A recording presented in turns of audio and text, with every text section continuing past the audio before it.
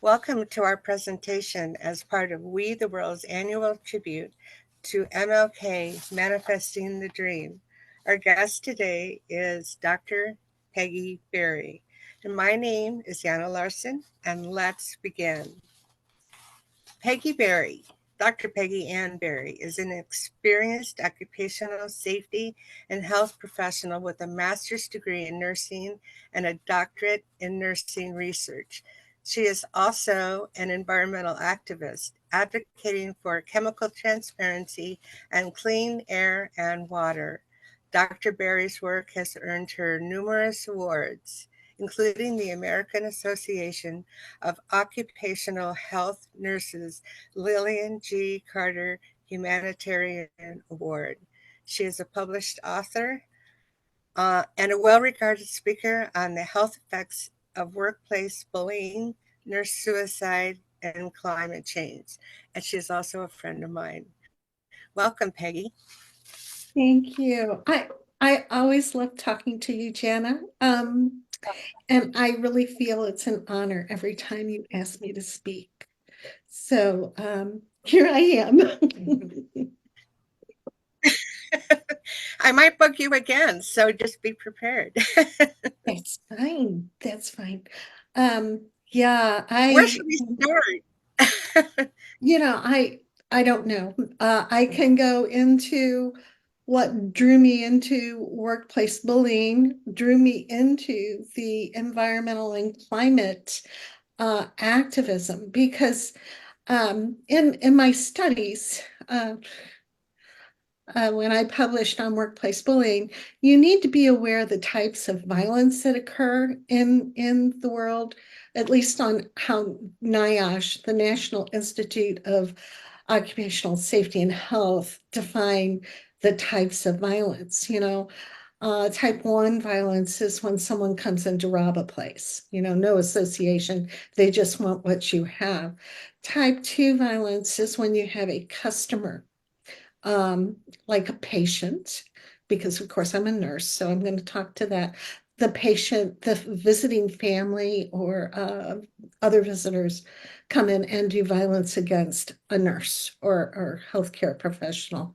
And then type 3 violence was the peer-to-peer violence, but it also steps up that it can also be um, administration to the nurse, or actually even governmental relationships to the community and to the person. And then type 4 violence is unfortunately domestic violence. And I don't think that gets enough attention either. I But with, agree. I agree. yeah, but with type 3 violence, after doing my PhD and getting all that work out of the way, I realized that to a certain extent, there is corporate and governmental violence associated with the oil and gas industry to communities Mm, and individuals. Some of us are like the canary in the coal mine. We become yes. ill when we are around that type of environment. You've had, I know this guy in Colorado. If he goes near those fracking fields, his entire face starts to break out and he has an allergic reaction to the fumes. However minor they might be to some people, to him, they are life-threatening. So I made that step like in 2012, right before I finished my PhD. I was part of a group that pushed a lawsuit for chemical transparency of fracking solution. Of course, we lost because it was a proprietary formula that they were pushing down Um, in those wells. And then we found out, I think it was last year, that they have PFAS in that solution. So that stuff is in the ground. And I don't care what they say, I know it migrates up into the water table, because if you push it down to fracture the shale to get the methane out, you're putting little cracks all around where that fluid, if it's not pulled out and disposed of properly, it's going to go into our water table. So that's how I've gotten started. I continue, and I don't know when I'm going to stop because it is a environmental injustice. And Yes, it is. yes, it is. And not only that, it affects rural and BIPOC, Black, Indigenous, and people of color, and the poor. All right. It affects them most because this is where oil and gas industry goes, to where they perceive the most powerless people. And that's how I got started. I know that seems circular, but that's how I started No, by, it seems direct to me. yes. And so I continue that climate justice for climate justice, environmental justice. I think they are the same because it's what the oil and gas industry and chemicals and petrochemicals do to the environment that is causing our climate to accelerate and heat up. Excuse me. Cut that, okay? I, You know, I'm drinking my coffee. What can I say? And I just get so hyper about it because um, I guess I like a good fight, and it keeps me happy and involved. And well, not happy for everybody, but it keeps me right. involved. It keeps my mind working. With a sense of purpose. My purpose. That's right. Yes. And that purpose is I have a 7-year-old granddaughter and a 22, almost 23-year-old grandson. I want to leave No. a better planet, a better planet for them in the future. I want them to survive and thrive. That's my Well, goal. of course you do, and we're thankful that you do. So, did you start your own like nonprofit to cope with this? I about right before the pandemic, I got involved with with the impacts. Sorry, the A to Z impacts of Oh, plastics and petrochemicals. And we were also with the Ohio Poor People's Campaign. I was yes. working That's with how we both of met. them. That's how we met. And I went, oh my gosh, I've been doing all of this work for all this time, and really all I identify with is I'm Dr. Peggy, that's it. So I started a 501(c)(3) called Between the Waters, and its purpose is to illuminate and educate on the water issues between the Great Lakes and the Ohio River and beyond. And with that, I became fiscal sponsor for A to Z.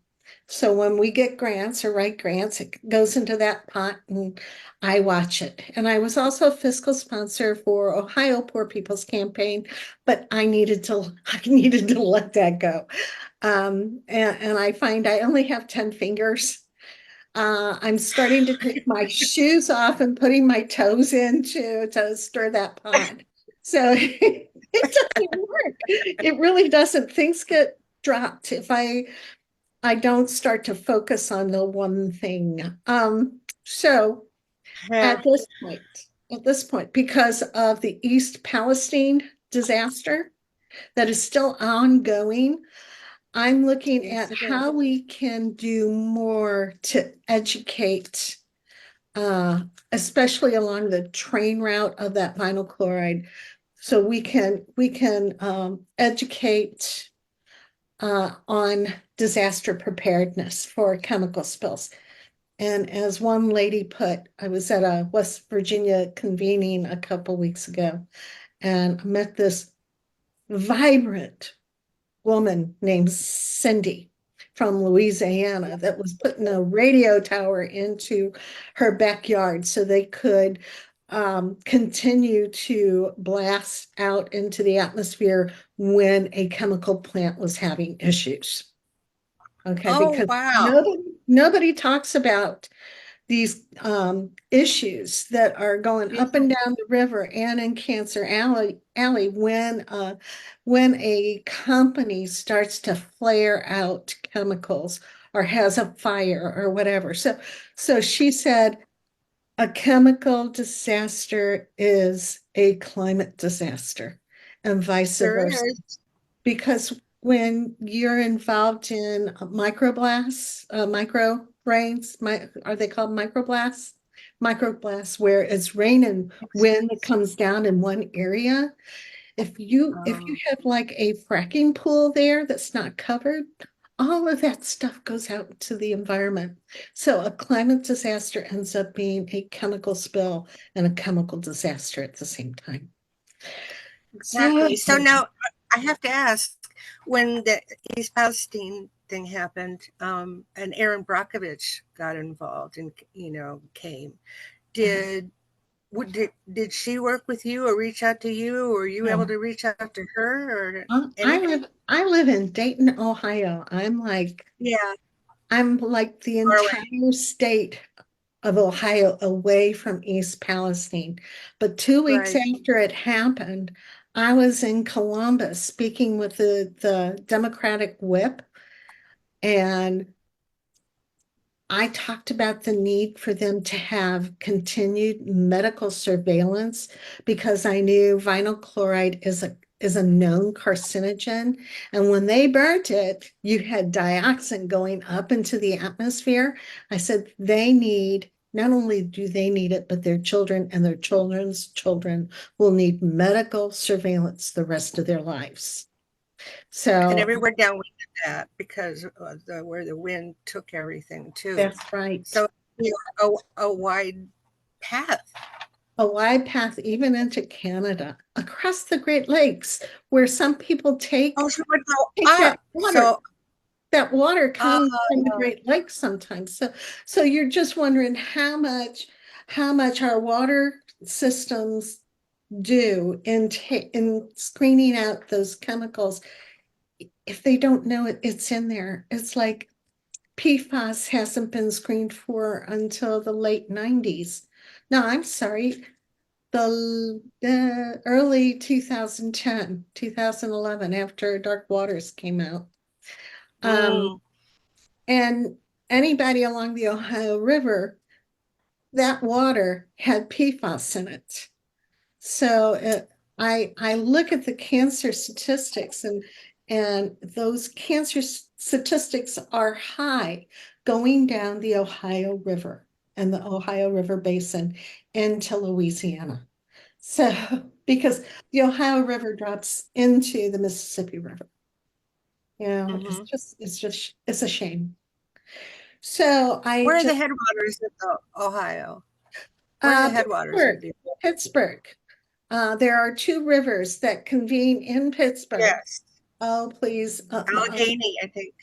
thank you. But there's another one that Mahonga, something like Mahonga. that. It's Yeah, it's a yeah, it's a name I can't pronounce. Okay, it's like I will say PFAS before I try to say that whole chemical polyvinyl. Yeah, it doesn't work for me. But uh, and you're a scientist doctor, so no yeah, wonder I the have rest a of us have PhD trouble. in nursing. I know, and I still can't pronounce those names. Not unless I really, really, really study the names hard. And I have it right And in why front of should me. you Yeah, you don't focus on the big thing know here? these The things. problem. The big picture is, anytime you have a chemical spill, all right, anytime you have a chemical spill, like the vinyl chloride, they had deer kills that they were documenting downstream from that incident. Um, that water Fish. finally into the Ohio River and down. Yeah, they tracked it. Okay, they said, well, the water, it'll dilute it and it won't be as bad. But still, you can't dilute PFAS or lead enough because there is And no then safe it's in level of the lead. soil, and then you can, and that's got to, it's in the soil, which water table, it just affects Fish, you everything. can't eat the fish, and people used to fish out of that river, and really, I wouldn't eat fish You can't coming out of grow, the ocean. yeah, you can't grow anything around there. People living there, uh, and there was no warning, correct? None, none. It took probably a day to get that warning out, and I think Governor DeWine did a fairly decent job of trying to keep it present and visual. But even now, I still go on Twitter and I say, keep East Palestine in the news because they still don't have guaranteed medical surveillance. This is still not a national disaster. Um, Granted, when President Biden went there, he said they were going to be doing research, which will keep them under some medical surveillance, but not enough, you know, and No, and it's never enough, and it's too slow, and just the wheels move way, way, way too slowly, and so essentially those people are murdered for what will happen to their descendants and all the people around there. It's just so sad and awful. It's a terrible story. And it must make you feel like, oh gosh, like too much to do, not enough time to do it, and but enough. you still have to do it. Yeah, We fingers and still have to toes. push forward. And there are some great frontline activists that came out of that area. Just Connor is one of them. Hillary Flint is another, who have gathered their forces and are trying very hard to help that region. And we all try very hard to keep them in the news. Social media, um, yeah, me, I love social media. So I put that out to social media every day, every other day, because I think it's important for them to continue to have that attention. Well, We the World, we're an organization, a nonprofit organization that helps other nonprofit organizations. So we certainly would like to be able to help enhance and amplify your efforts however we can. It's never enough, but we try. That's the idea. We try, and we work with huge nonprofit organizations, but we love the grassroots organizers too. In fact, this afternoon I'm going to be interviewing a couple of our well. I was with Northeast Ohio Poor People's Campaign, so I'm going to be interviewing Reverend Claire and Don Bryant from I don't know where Claire is from, but going to be interviewing them Mayor to talk Laporte? about Oh, no, no, Pastor. no, Hochstetler. Oh, yeah, yeah, Yeah, yeah. yeah. He's in Cincinnati. And Oh, okay. yeah, so that's great. I'm glad to hear that. They are Yeah, such a great group. And I yeah, was on their um coordinating committee. Of course, that's where we met. And yeah. I think Reverend Barber and that group have it right. We have Oh, to yeah. pull people up that I mean, can't afford health care.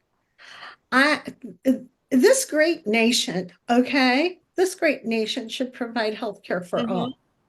I mean, Yes. I was reading somewhere where in Norway or Sweden they have 45% of their income taxed, but they have no expenses as far as their health care is concerned. It's free. And don't get me started on our militarism and how that money should not be spent. And we need infrastructure. We need piping that isn't lead or polyvinyl chloride. I can say that. We had Polyvinyl chloride. Robin Brown and Jewel. No, yeah, Robin Brown, Julie Bettger, and Diana came on last week to talk about the lead problem. And you may remember Robin was talking a lot about the lead problem, and then she Yes. had to pull away too to concentrate on this project. And they've been doing amazing work in that area. And then Mary Aguilera is she works with the A to Z plastics, and Julie's Yes, also and working now with Hold the Harm. Ohio. She's a fellow Yeah. with Hold the Harm this year. I'm really pleased. And You then know, we have to mention Rukaya, who I'm going to be yes, seeing if I can get in for something. And she's so active. Back to Poor People's Campaign.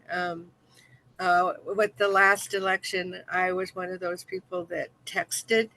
I think I texted like 13,000 numbers, and because I was just like I was on a I was on a roll. I was just just doing the text banking, and and a lot of people said, "What, you calling me poor?" And I was like, "No, we're not."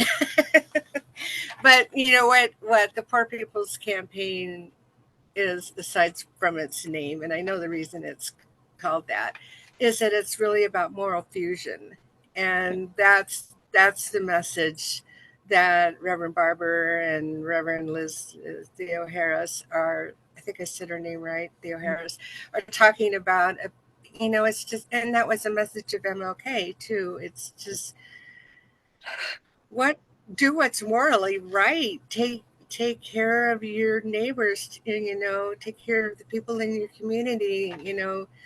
Those who don't have, help them. Help the homeless. Help yeah, the disabled. Help everybody. And to me, that's just like a no brainer. Of course, we must do that. And yet, it's amazing how many don't seem to have that mantra they going do on in not their have that lives. perspective.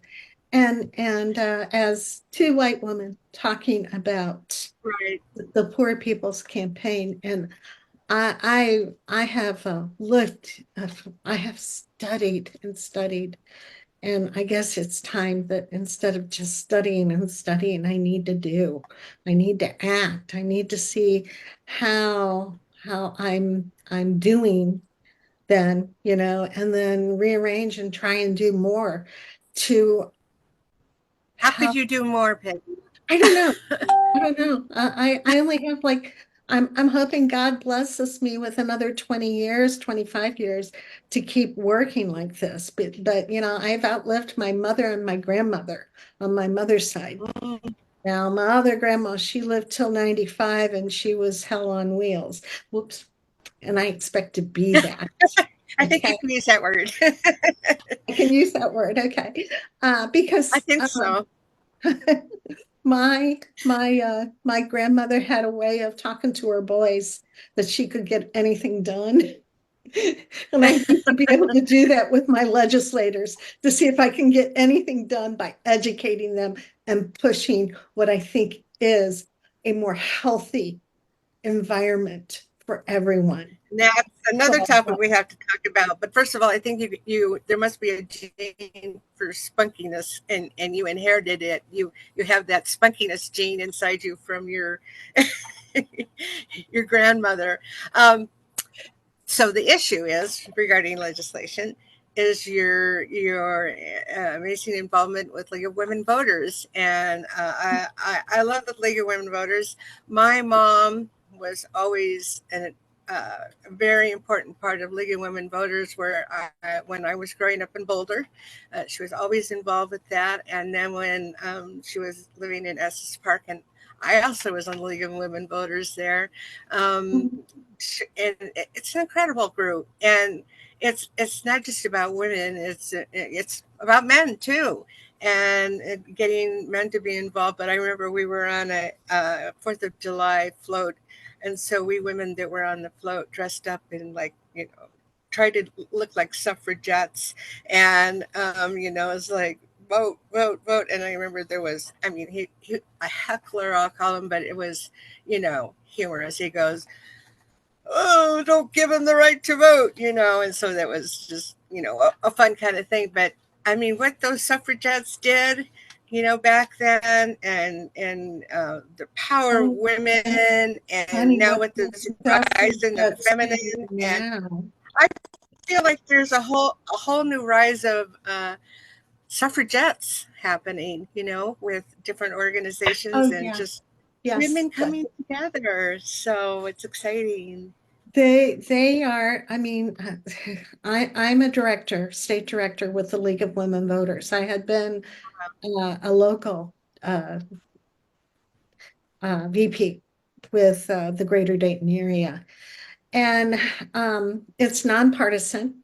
That's the Right? best thing is to be nonpartisan, but to be for or against issues. And at this point, they are so intent on making sure people are registered to vote and educated on the issues that are going to be on the ballot. And then the fair districts too. They Yeah. are in that fight with fair districts. They are getting all of the signatures. These women and men are going to get this done. It's going to be on a ballot issue in November. And So you're probably involved with the bill number 68 then? oh, help me with that. Which one is that? I think it's the one about it for trans rights for minors and for individuals in Ohio. There was a recent, yeah, you probably know what I'm talking about now, about trying to It was remove over. It the was affirming. overturned. Uh, Yes, but there's that Governor one where we, Turner denied it, and then the legislation put it back. yes. Uh, the league came out against it. I Really? Oh, the well, of course. yeah, Yes. yeah, against what they've done. I don't know what Right. will be in the my crystal ball is hazy because right now I'm also So working with funny. Buckeye Environmental Network to get legislation going on a um, unconventional brine bill to make sure that they don't put it on our roads as a dust suppressant or a de-icer because, well, it's radioactive. So I've been involved in that perspective, and and my group has also been like working on the redistricting, and so for me, some bills just slide. I can't do like I said, I can't do everything. So that I know. That's why I, you have I all hope, the different groups, you know? yeah, and the education bill and voucher program is really a hot topic in Ohio at this Yes. point because of the And women's reproductive rights. oh, well, that yes, and you know what? They'll probably try their best to legislate that amendment to our Ohio Constitution. They'll try and do as much as they can to take away any kind of reproductive rights, which is a health right for women. Okay, Absolutely. I absolutely. just can't it makes no sense at all. Oh yeah, And let's make sure babies get born into the world, but let's not make sure they're housed and have food and clothing and good education. I mean, and good water. And I and just if the woman dies in the process because she's carrying a child, that isn't going to make it or whatever. I mean, I went through that experience. Um, thank God I survived. But I mean, that was 40 years ago. And in 40 years, there's, hopefully been some medical technology or a knowledge that has happened. But I should just stop there. I don't understand it. because honestly, Black women die Yes, in childbirth more than white women. Okay, yes, rural Black women die more because of yeah. health care in that area. So, Rural women, period. So horrible yeah, it, because there's no wherever prenatal they care. don't have access. That's Yes, right. They don't have access. They don't have prenatal care. They can't afford to buy the folic acid, which helps with the development of the fetus. And right.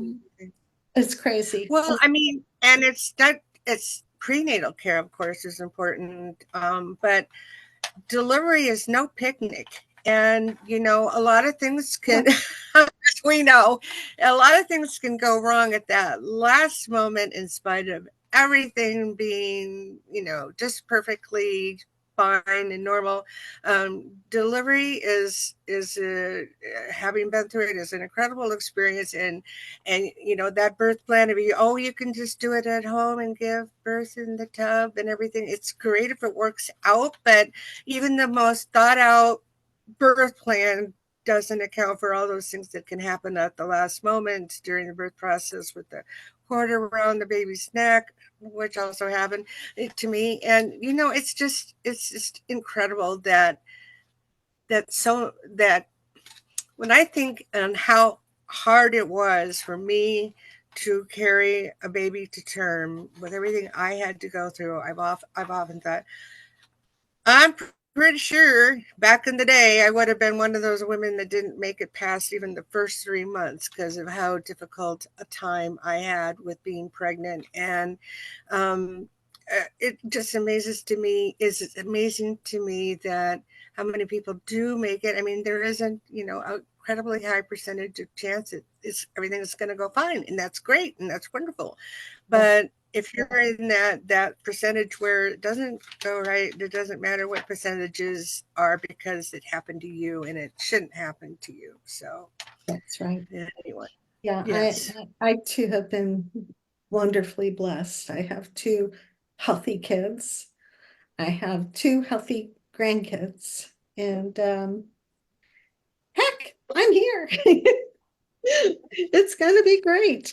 You're Um, and you just had a birthday and you look fabulous. I mean, 45 looks great on you, Peggy. oh, thanks. So yes, we were discussing before we started taping. I turned 70 years old yesterday, and my daughter arranged for my son to come up from Savannah, Georgia. And I cried such tears of happiness. My exercise watch was wondering if I was exercising. I mean, I was truly blessed yesterday to have everybody around the table with me, including my And that two. was a great picture. Were you surprised? I mean, did you know that he was No, coming? I did not know. They did a very good job of hiding him in the car. And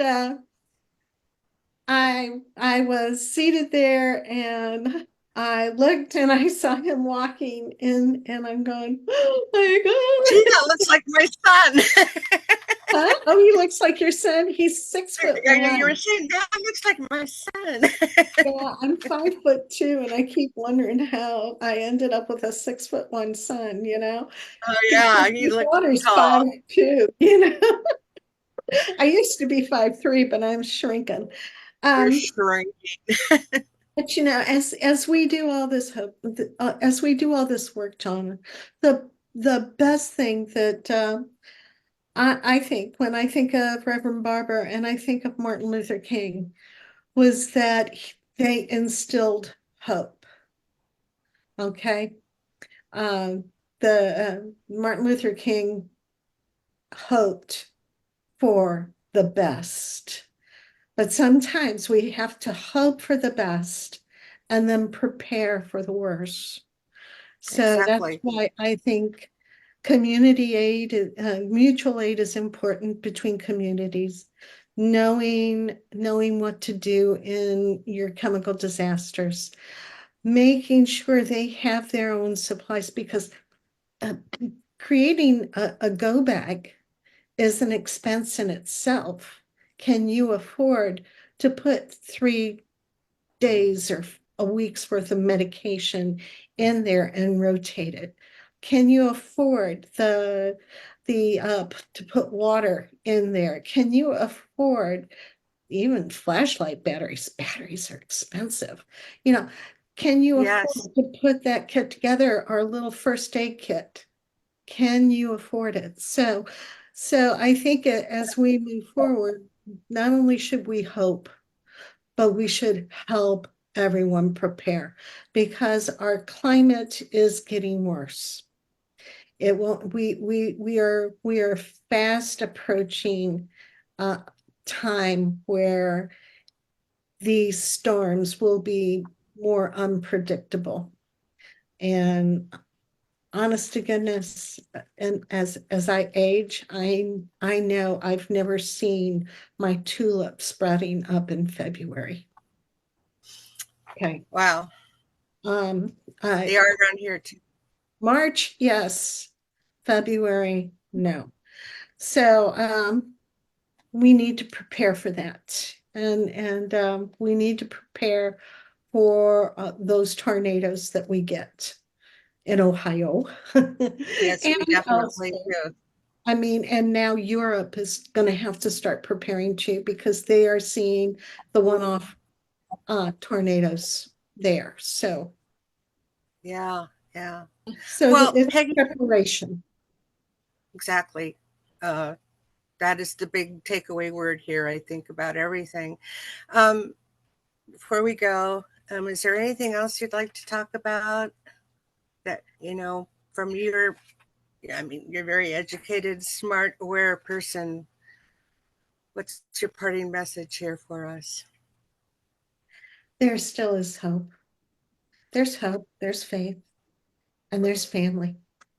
Oh, goodness, I'm going to tear up because family is very important. Family will lift you up or they'll drag you down. Find your way and be you. All right? Prepare, but have hope for that future. And And live. that's the message I leave. That's beautiful. Thank you, Peggy. Oh, Big hugs to you. thanks to you too. Wow.